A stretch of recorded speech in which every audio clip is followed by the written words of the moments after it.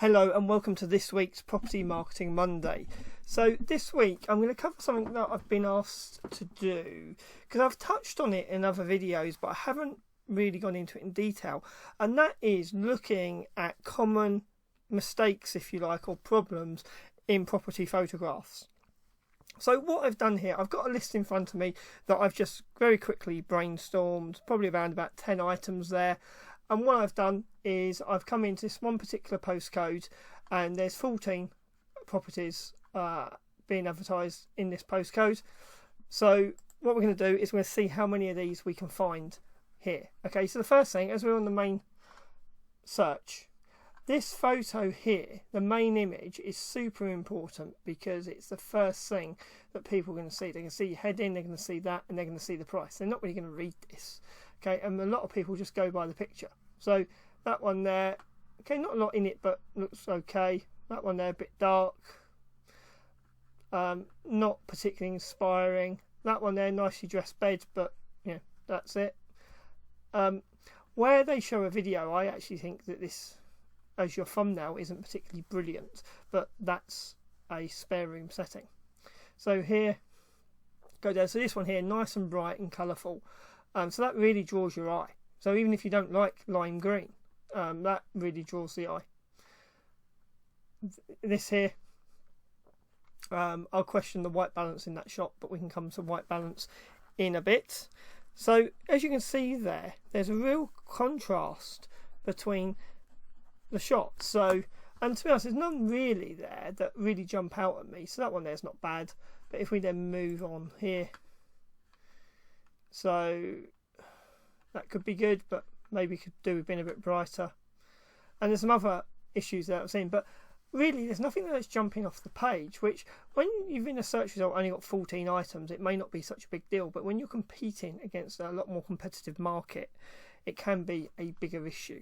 So what I'm going to do is, as we go through these ones here, and what I've done is I've just opened up most of these, and we'll kind of cross off some of the issues as we go. So let's have a look at this one here. So maybe a little bit dark, but at least it's nicely dressed. I don't know about you, but my eye is instantly drawn to the van outside the window because that's the only thing really colourful in the shot, and everything else is a bit dark there. So you know, make your property photos nice, bright and colourful, but maybe don't use a yellow van outside the window to add the colour.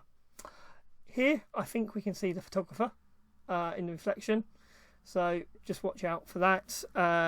So, and also as well, I'm going to group into that because I'm ticking things off my list. So that's a people reflection, also things, so you know, it's extension leads, cables, bins with rubbish in, magazines poking out from under beds, etc. So then you can cross that one off the list. And we've mentioned about it being too dark, so I'm crossing that one off my list as well. You might actually hear my pen going as we go through. Okay, they're very bright. Okay, so if you just go back here, one, landscape versus portrait. So the other pictures here go from landscape to portrait, and it really notices here because I think, you know, it's quite a narrow shot. So I would definitely say stick to portrait photos. Okay, don't use stick to landscape, not portrait photos. Stick to landscape photos because you show more of the property. So that's another thing crossed off my list.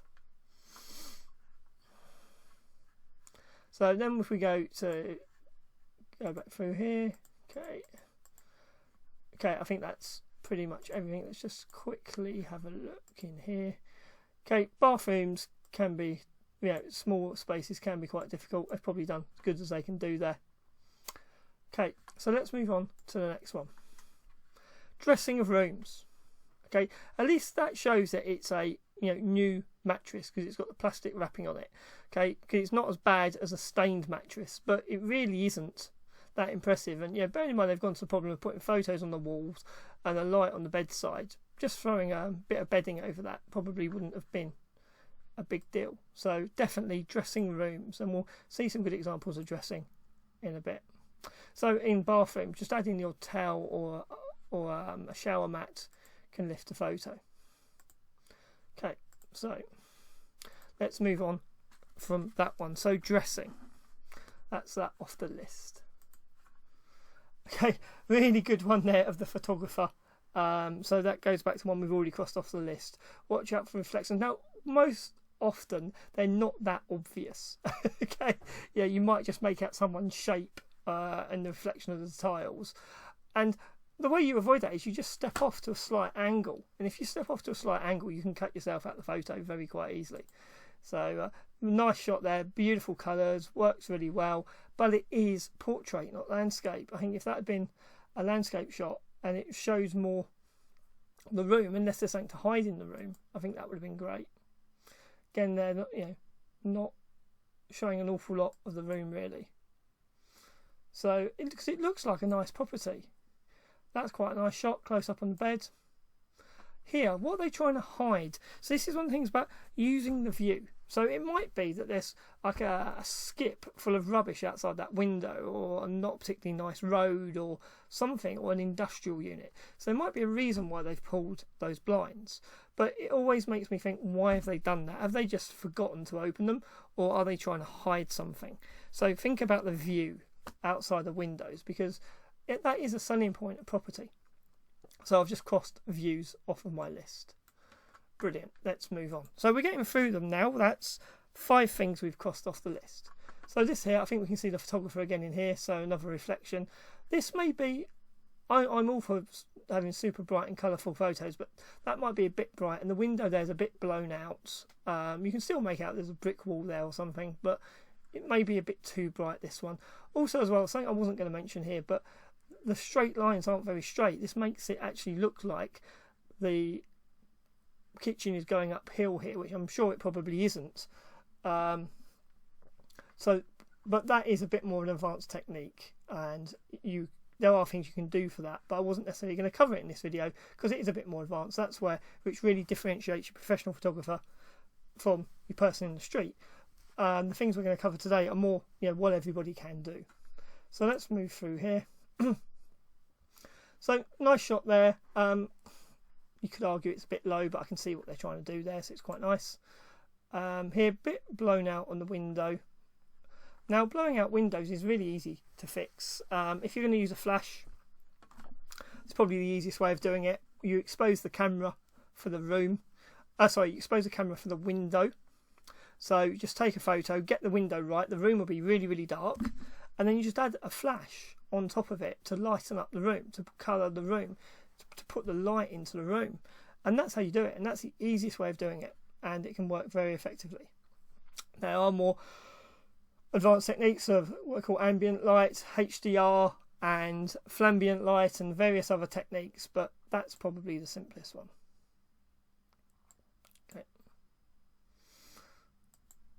Okay, so we move on from this property. I'm just going to cross blown out windows off the list. Now, I think we do get some more of those. Now, I'm amazed how many times, actually, in this selection, it's not normally this bad that I've seen the photographer in reflections. And bathrooms aren't easy, but here, if they'd have just stepped around a little bit more, they wouldn't have been in that shot. So, watch out for that. Again, old landscape versus portrait. So leaving the door open can show sort of the flow, and people say leave the door open. But here, because it's so dark and they haven't brightened it up, haven't reduced the shadow, and it's just generally quite a dark photo.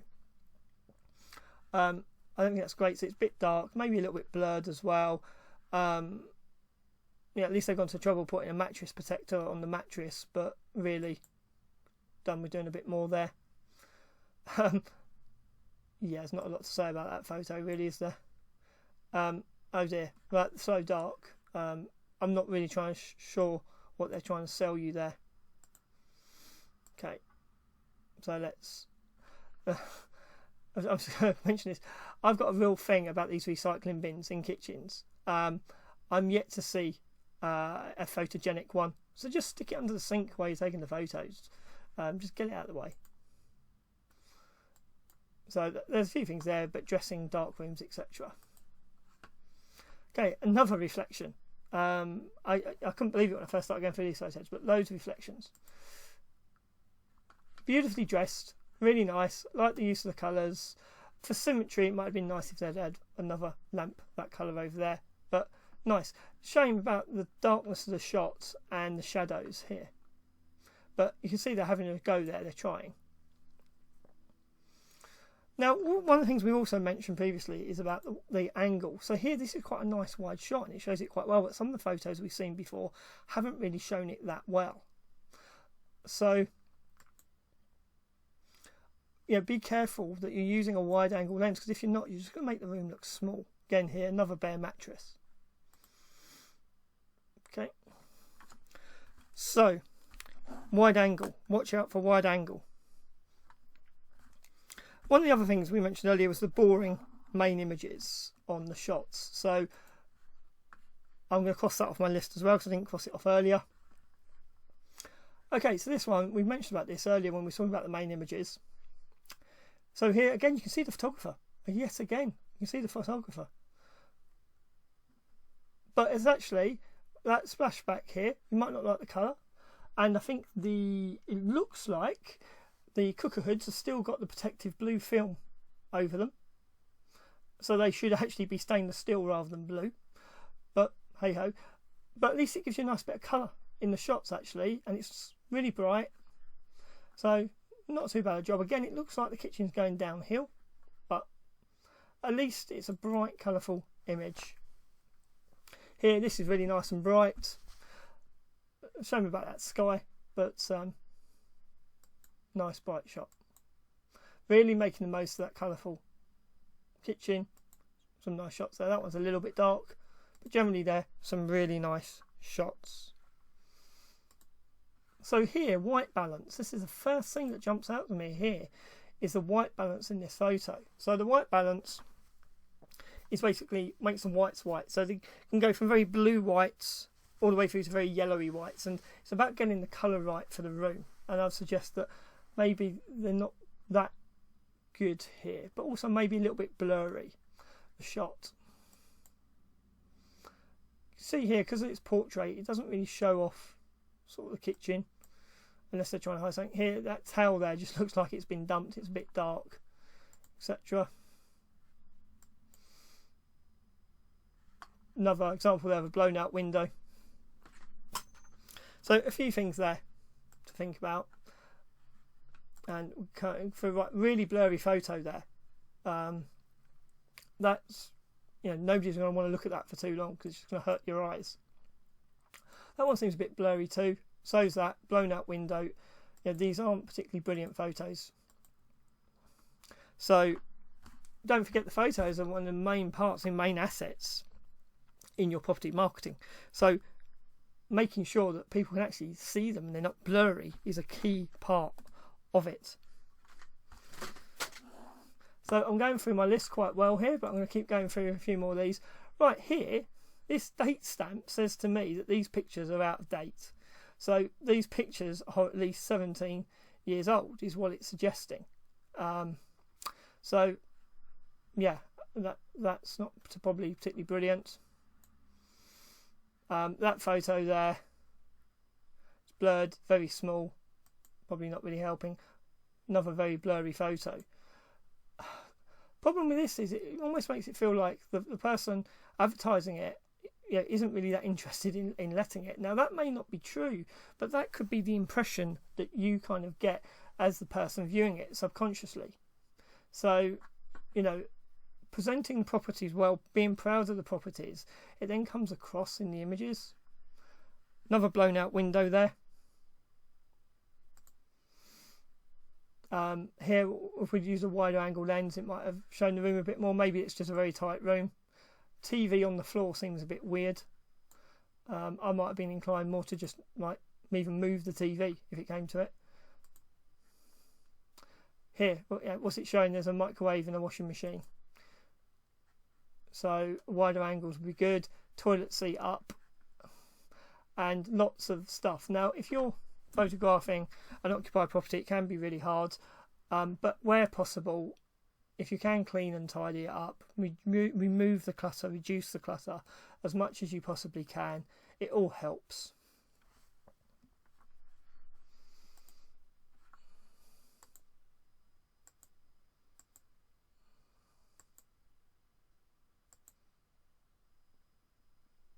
Okay, not sure, we might be able to see the photographer there, or they might have blurred it out, but it's not too bad. It's not as bad as some of the other examples we've seen.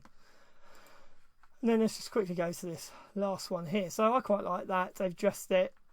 I might have made the shot a little bit lighter if I'm being honest, but quite a nice shot. So in here, this is clearly a very tight bathroom or ensuite, and so they've tried to show you what they can. They've shown you the sink there, shown you the shower, and actually I'm struggling to see a reflection of the photographer in that one, so that's good. Here, nice use of colour. Feels like the room's going uphill a little bit here, but actually not bad. If they had a bit more lighting, not a bad shot.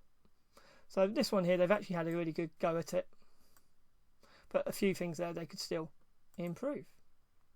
So that's it. I've gone through everything in my list. So just to recap, the things that I've covered today are dressing the room. So actually this one you can see here is a really good example. They've nicely dressed it, very simply dressed it, but it has the desired effect. Use landscape versus rather than portrait because it shows more, makes the rooms look more spacious. Try and get nice sharp images. Avoid blown out windows. If there's a nice view, show it, make the most of it. Try and make the photos nice and bright, colourful and light. Don't have them too dark. We've seen a few examples of dark photos. The wide angle lens, it's really important. It makes the room look spacious. Now don't go mad, don't use a fisheye lens that makes a broom cupboard look like a palace, but make it look good, but not ridiculously good. The main image is so important. That's the thing. If somebody's scanning down a big long list, it's the thing that's going to jump out on them, and it's your chance to get the attention from your competitors. So really worth, because my eye is drawn to that. So if I was looking between those two and those two photos there, I would be more inclined to click on that one. And that's what it's about. It's about getting the click-throughs. Clean and tidy. It can be difficult, especially if you're doing HMOs like these and they're tenanted, so it can be a problem, but as much as you can clean and tidy them, the better. Watch out for reflections. We've seen quite a few examples here of reflections of people in the shots, and it's quite easy to avoid that. If you just go off and take the photo at a slight angle, you can often get around that. Or if you are really stuck, then you can take them out in post-processing of the images. And the white balance. So this photo here is the one we use, white balance. It just looks like the whites aren't quite white. So then that's just a very easy way to make your photos look a bit better. So I hope you found that interesting. Just a few tips there, things that you can very easily fix in your photos to make your property photographs stand out from the competition. Any questions or comments, get in touch. You leave a comment on the video. Don't forget to subscribe to the channel to get more updates like this. That's it. That's all for this week's Property Marketing Monday.